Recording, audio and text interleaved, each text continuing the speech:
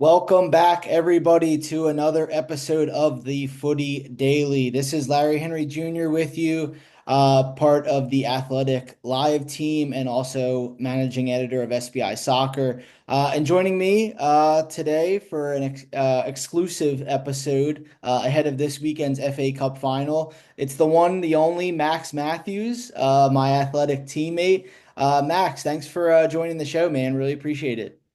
Yeah, thanks for having me, and good to make my debut. Yeah, there you go. You've made it on the show quicker than Luke Brown. So that you're already first in that agenda. I'll always have that over him. But yeah, man, it's good to connect with you. So obviously for the listeners that might not know, Max is a huge Crystal Palace supporter. In addition to the amazing work he does with the Athletic. And obviously we have a big game coming up this weekend because we have the FA Cup final. We have my Manchester City Citizens against Max's Crystal Palace FC. It's going to be, I think, a really good match between these two teams. Man City, obviously, it's been kind of a disappointing season for us in terms of just the standards of the last, 5, 6, 7, 10 years. Palace, I think, has had just a really exceptional season in terms of what they've been able to do and kind of stand up to the big teams in the Premier League. Um, but obviously, Max, you being, in England, being able to see Crystal Palace, being able to be at Wembley even for earlier in the competition. One guy I want to talk to you about is Chris Richards because for on the podcast we talk a lot about the U.S. men's national team and their players.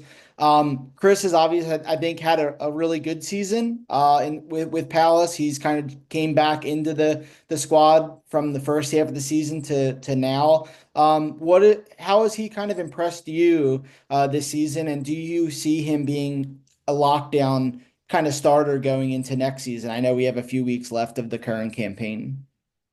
Yeah, I think it's been his best season at Palace, and probably his first season. He didn't play as much as he would have wanted. He was mainly used as like a sub or like a replacement, and he was a bit in and out. And he's spoken about obviously that being frustrating because players just want to play, right?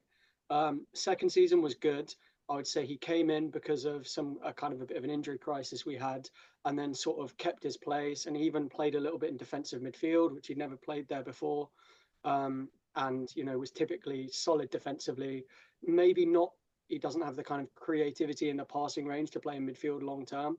But then this season, I thought it was a little bit harsh when Palace loaned in Trevor Chalobah from Chelsea, and then the back three was made up of Mark Gay, the captain, Maxence Lacroix, who's been really good since we signed him this summer, and then Chalobah was on the right of that three-man defence, and Richards was the man to kind of drop out of that three. And I thought it was a little bit harsh. I think Chalobah is probably better on the ball. He's a bit more creative, and he like Chalobah popped up with a couple of goals as well, which Richards maybe isn't so good at. And then basically we lost Chalobah in January when Chelsea recalled him from the loan, and I was thinking, okay, who are we going to sign, right? Because we're going to get a replacement, and that never materialised. And that was because Oliver Glasner had full faith in Richards to step back in and make that place in the back three his own.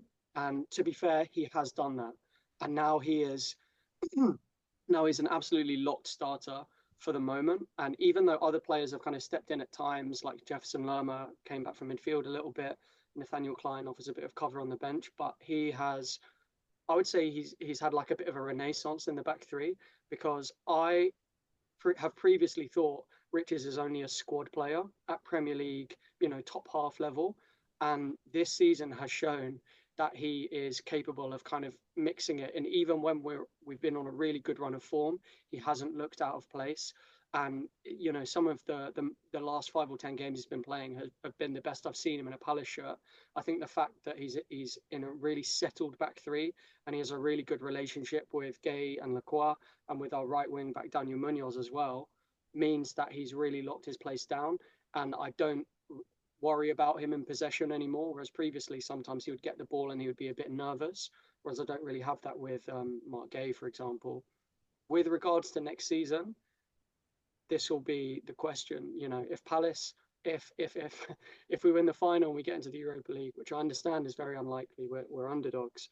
But if we get into the Europa League, I can see him being used as maybe a bit more of a squad player, and I can see us maybe strengthening in defence. And I would say, as much as I do rate him, Gay and Lacroix are probably bigger locks in the team at the moment. But that said, we might lose Gay in the summer, and Richards will still be a starter, and I wouldn't have any qualms about that. Yeah, and it's funny because I think looking at the match on Saturday, I think this is probably at the point now where, in years past, you would probably think like Man City in the final, it's hard to really bet against them. I think at this point with the season they've had and kind of how disappointing it's been with the Champions League and falling off the pace with the league, and the League Cup as well. I mean, this is probably Palace's best chance, I think, to win the competition, against a team like Man City at this point. So I'm curious to see how it plays out because obviously I know both teams played over the weekend. Palace picked up the road win over Tottenham. I know Tottenham's been a disappointment as well. Man City couldn't break down Southampton, and Ruben Diaz had a lot to say about that afterwards. But yeah, I think it's going to be a really good game. I think Palace will not sit back against Man City. I think they're definitely, that attack is just so lively with Mateta and Eze and everyone, everyone's kind of clicking on the front foot right now. And, Man City, sometimes it seems like from the weekend, if they can't really get the service to Erling Haaland, and if other players can't really step up, then it's you see Pep Guardiola kind of throwing his hands up every 5 seconds. So I think it's going to be a really good match. I definitely it's going to be close. It's hard for me even to pick like just the winner because I don't see City going in and rolling over Palace or anything like that, and I don't see the opposite as well. But one thing's for sure, I do expect to see Chris Richards starting. And, the last time he played against Man City, I know the second half wasn't what you would have hoped, but I know, Chris Richards scored and it was great to see. But yeah, I think, with Richards, it's definitely going to be an intriguing summer. Looking obviously at Palace as a whole, and you've been able to see it forefront. They've stood up against a lot of the big teams in the Premier League this season. And I think that's kind of been the mantra for a lot of the teams, right? Bournemouth and Brighton and Palace and a lot of the teams that are, outside of the big six, really just stepping up. I mean, overall, how pleasing as a supporter of the club has that been for you to see them, pick up some really big results and obviously get themselves to a final like this Saturday? It's been really brilliant, and to be honest, even when Palace had difficult periods, it was like the main issue for fans was feeling like we weren't really doing ourselves justice in games. So what's ironic is that our finishing has been really, really consistent in the Premier League since we got promoted. It's other than a couple of years and when we're a little bit low, I think it's pretty much been 10th to 15th the whole time. And like, there's a joke that like whatever Palace do, how many games do, how many games they lose, they always finish 12th, right? And we're in 12th at the moment. And even when we finished 12th under, for example, Roy Hodgson, when the football was a bit more negative, a bit more conservative, we would sit back and it felt like we were just waiting for the other team to score. And we did get some wins and score some nice goals and do okay against some teams, but now it just feels like we're really on the front foot and it feels like we're taking the game to teams. And we do lose games and we do draw games, but it's so rare now that a game finishes and I think, oh, we never really got going or we never really started. It's always because the other team has just scored a good goal or just been a bit better than us. And that's all we want as a fan. We're not entitled to think that we deserve a certain amount of wins or that, we need to play like Barcelona and win 5-0 every week.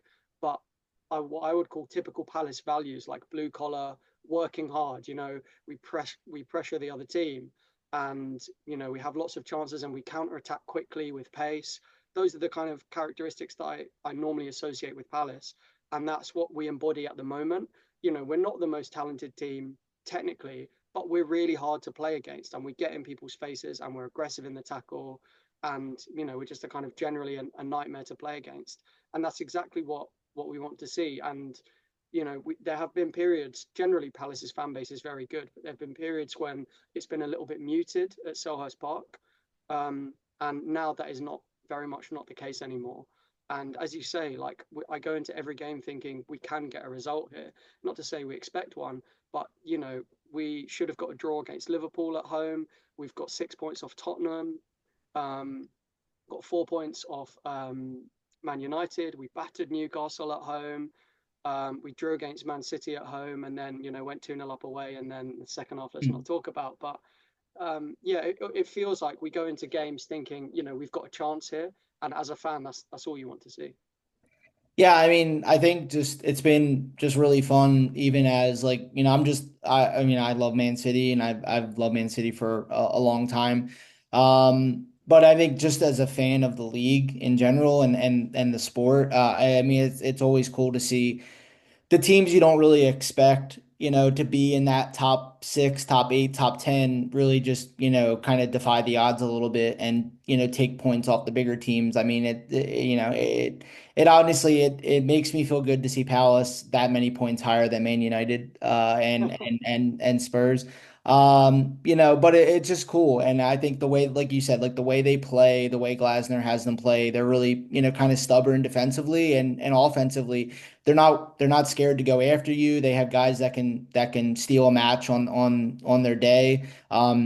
You lose guys in the last couple of years, right? Elise and Wilf Zaha, who is a club legend, and you bring in guys like Eze and even Nketiah at times. I know he doesn't play as much, but sometimes when he comes on, he's very lively and he's got a point to prove. And Mateta has, I think, been really exceptional signing as well. But yeah, I think it's awesome, and I haven't been to Selhurst Park for a match. I've been there for just a tour, and it's been cool, and you can kind of just the feel of the ground, even when nobody's there, is pretty awesome, and I know the fan base, definitely supports the club, kind of through thick and thin, at least from what I see. But going back to the this coming Saturday, right, with the FA Cup final. It's going to be, I think, like I said, a really lively atmosphere. It's going to be a good game between two really dynamic, attacking teams. I'm going to put you on the spot. What's your prediction? Do you think Palace can get it done? Do you think Man City just kind of has a clunker? We've seen that this season, obviously in the first half, and since the second half, they've been a lot better in terms of getting some consistent results. Overall, what do you think the match is going to bring, and do you see Palace pulling the upset? Hmm. Yeah, good question. I I'm hopeful for Palace. I'm hopeful. I wouldn't say I'm optimistic, but I'm hopeful because we went through a run of pretty bad form. We got smashed 5-0 away against Newcastle, and we put ourselves in a really good position at the Etihad, and then obviously sort of collapsed in the second half. Good attacking play from City as well, but Palace maybe didn't do themselves justice defensively, especially later on in that game. And obviously conceding 10 in 2 games. And before those 2 games, by the way, we had the best away record in the Premier League in terms of conceding goals. And then it kind of all fell apart for those 2 games. And I was getting a bit worried, thinking, how are we going to deal with, games against Villa and Tottenham that we have coming up? And since then, it feels like we've really hit our stride. We smashed Villa in the semi and, could have won by more. We played really well against Forest, who are probably going to be a Champions League team, and could have won that. And they scored a bit of a fluky goal to draw 1-1. And then we played Tottenham off the park as well at their place. And I I think Palace's system and Man City's system, it's kind of City is a team that Palace have done well against previously in previous years because we're so strong on the counter attack, and City's way of playing quite a high defensive line and putting loads of numbers in the opponent's half, it means that it's quite well suited to a team like Palace, who like to then kind of counter attack with pace and maybe catch City out. Um, I do think City's big game experience will be a factor. Obviously, they've got some really decorated players in their squad. Palace not so much. That's not to say they're complete novices. Palace have got internationals in their team who've got experience playing for England. Obviously, Mark Gay was playing in the Euro final for England against Spain. and things like that. But obviously, City will feel, I think, a bit more comfortable with the occasion, whereas Palace might be a little bit more nervy. If you had to pin me down, I'd say probably a tight game, maybe City 2-1, something like that.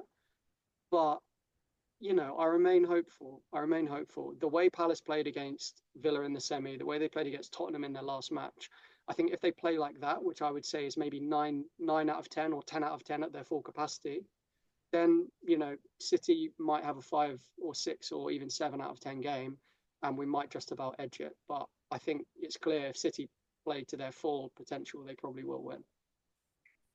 You have more faith in Man City than I do, Max.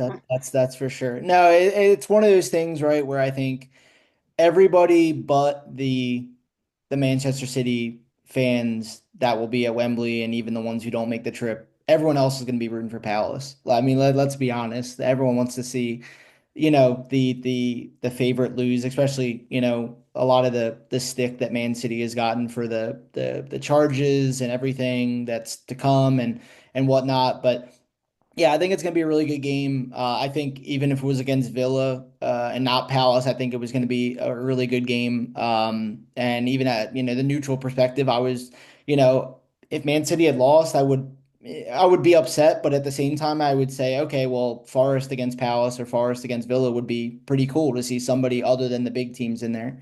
Yeah, I'm with you. I think it's going to be close. I think it's going to be maybe like a 2-1 or a 1-0. I don't see it being, like at the Etihad a couple weeks ago, 5-2. Uh, yeah, it's going to be tough. And it kind of depends too what City show up, right? If they can come out and be dynamic and maybe even score a goal early, it could be a long day. But again, too, we've seen it where Man City have been kind of left frustrated with most recently against Southampton, just, teams kind of bunkering down and bunkering down. And you look at the stats and Man City might have 80% possession, but they have two shots on target. So it's kind of like a wasteful, I guess maybe like not wasted, I guess wasteful possession in a sense, but you're not really doing anything with the ball except going left to right. But yeah, it's gonna be good. But then too, what I wanted to flip the switch just looking at, going back to the Palace perspective because we talked about Chris Richards, and one guy I do want to ask you about, just a quick one, is Matt Turner, it being, at goalkeeper. He hasn't really played all that much, and that is worrying a lot of the U.S. men's national team fan base with the World Cup coming up in just over a year, and then the Gold Cup coming up in a couple months. Especially with him being the number one right now in Mauricio Pochettino's squad. He's played, I think, 4 matches in all competitions. All of them have come in the cup competitions. He's set to be a free agent. I think his contract expires at the end of the month, if I'm not mistaken. I'm not sure if Palace want to retain him, and I'm not sure if it's in Matt Turner's best interest to really stay if he wants to play regularly and keep that number one job for the U.S. Overall, do you see Palace keeping him? Do you think he's a solid number two to have? I don't see him beating out Dean Henderson anytime soon for the number one job. And then overall, do you just think it's time for maybe them to part ways and him to look elsewhere for playing time? Yeah, it is an interesting situation, right? Because I think previously Zach Steffen was the US number one when he was like a deputy at Man City, and Matt Turner was playing regularly in the MLS, if I'm not wrong. And now Stefan and others are playing regularly in the MLS, and Matt Turner is a deputy in the Premier League, and he's got the number one shirt. Um, so I'm perfectly happy with him as a backup, as a number two. And when he's come in, he's been fairly solid. I think what did him at Nottingham Forest when he had the number one shirt for a little bit was they were kind of getting him to play out from the back, and that isn't really his game. He's not really a kind of keeper who's like the 11th man in possession and spraying passes here and there. He's a solid shot stopper, and he does the fundamentals of goalkeeping really well. But I wouldn't call him like a really fantastic playmaker from the back. And so he made a couple of mistakes at Forest, which is obviously why they sanctioned his loan to Palace. I think he's been very unlucky that Dean Henderson has been in really, really excellent form, to the extent now that people are almost saying, well, is Dean Henderson worthy of superseding Jordan Pickford as the England number one, right? Um, and Henderson is definitely England's number two at the moment, and he may be challenging for that number one shirt. So I feel a bit sorry for Matt Turner, because if Henderson had had a bit of an average season, maybe Matt Turner might have come in and played some games in the league. Whereas, as you say, he's only really played in the cup. And he's done fine. No mistakes. I think he's conceded one or two, but not much he could do anything about. And he's been solid when he's been called upon. But just the fact that cup run is important to a team like Palace, Glasner put Henderson, his usual number one, back in the sticks. I think from the quarter final, and he's played all the way. I expect Dean Henderson to play at Wembley again. Um, and I think Palace would be open to getting Matt Turner as a backup keeper. The only question is, as you say, does Matt Turner want that? Because he playing regularly is important. And let's say Palace go out in the first round or the third round, whenever they enter, of the two cup competitions next season. Matt Turner might be only playing 2 games all season, and Dean Henderson is playing the rest of the league games. And especially ahead of the World Cup, I think playing time is quite important.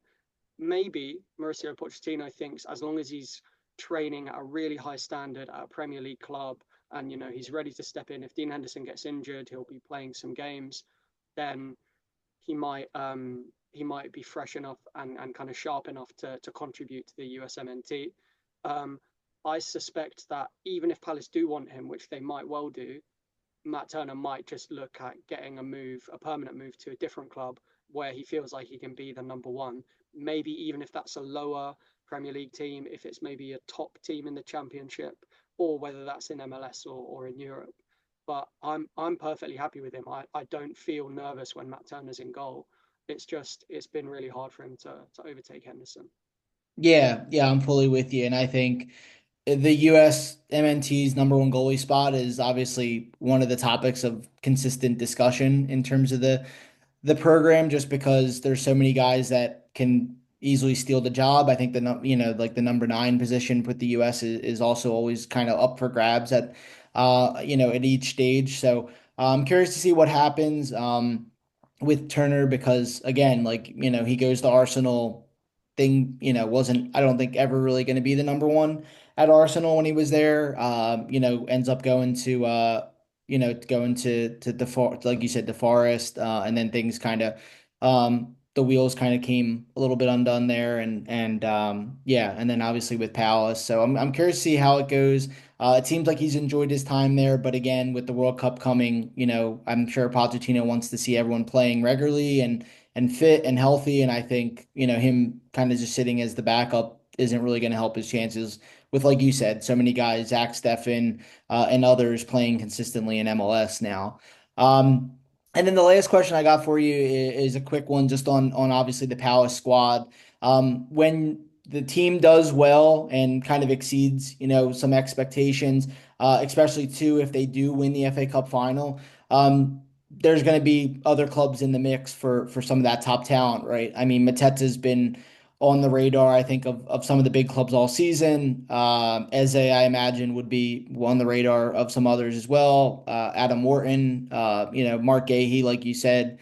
Do you see any of the big names going this summer? And do you see, them winning the FA Cup maybe dictating that, or is it just, do you see Glasner and the front office trying to keep everyone together for, even more another step forward next season? Yeah. I can see Mark Gay going this summer, partly because his contract finishes at the end of next year, and to avoid him going on a free transfer, which would be the worst case scenario for Palace, just like Liverpool seeing Trent Alexander-Arnold going to Real Madrid on a free. To avoid that scenario happening, I think Palace will try to make him the absolute best offer they can this summer. And if, as expected, he wants to explore other opportunities at a better club, which he's very much capable of doing, then I think Palace will look to sell him this summer. And they might not get as much as they had hoped to last summer, which was more like the 70, 80 million mark, but it might be more like 60, 65. But I can see Palace selling Gay this summer. I'm sure there'll be interest in Eberechi Eze as well. He has a release clause similar to the release clause that Bayern exercised on Michael Elise, which was around 60 million. Um, and so, top teams know Eze's price. He's just had his best, I think, goal scoring season in the Prem with those 2 goals against Tottenham. He's now on 12, and his goal involvements are really high. He's playing really, really well. He's in top form, top confidence, and I think him playing so well towards the end of the season is probably going to maybe attract a few top teams' attention. So I can see us losing maybe both of those players. Wharton, I reckon, will keep for one more season. He's had a bit of an injury disrupted season.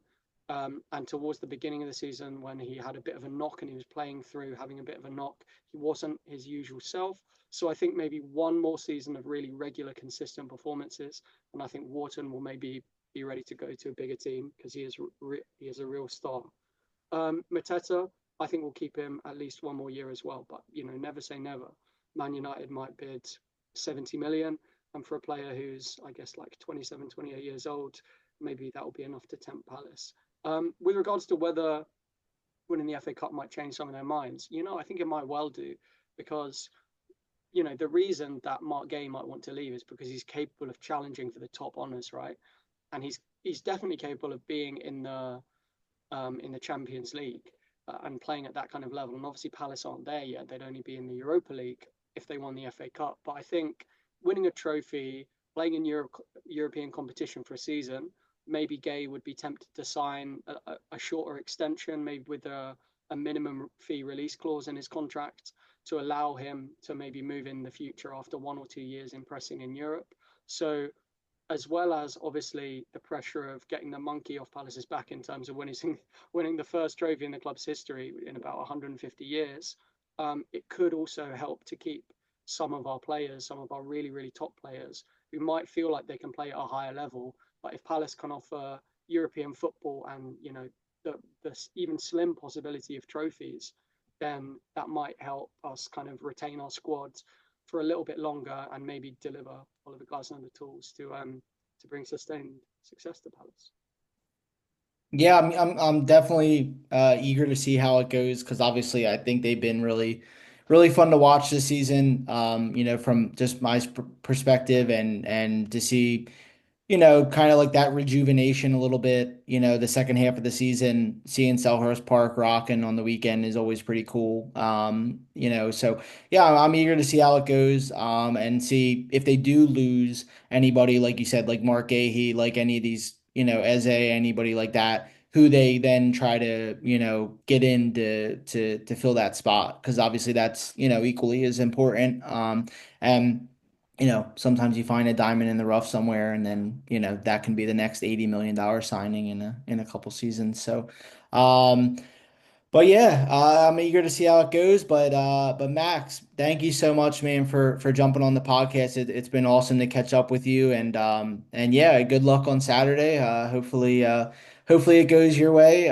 We'll see. But yeah, it's great to catch up, and yeah, and best wishes for what should be an exciting summer, and hopefully get you back over in the U.S. again sometime soon, right? Yeah, yeah. Thanks for having me, and yeah, hopefully it's a good game. Appreciate it, Max. And that was Max Mathews, my partner over at The Athletic. And you can follow him on Twitter/X at Max Mathews 95. And that's 1T in Matthews. So, and that's going to do it for another episode of the Footy Daily. Thanks again to Max Mathews for jumping on the show to talk Chris Richards, Matt Turner, and Crystal Palace as we gear up for Saturday's FA Cup final. I'm Larry Henry Jr. You can follow me on Twitter at lhenry019 and check out any of my writing over at The Athletic and also over at SBI Soccer. And we'll be back with a next week with another episode. So please be sure to share any of the episodes, including this one, with a fellow USMNT, Crystal Palace, English Premier League fan on Spotify. And again, be back with a new episode next week. Take care, everyone.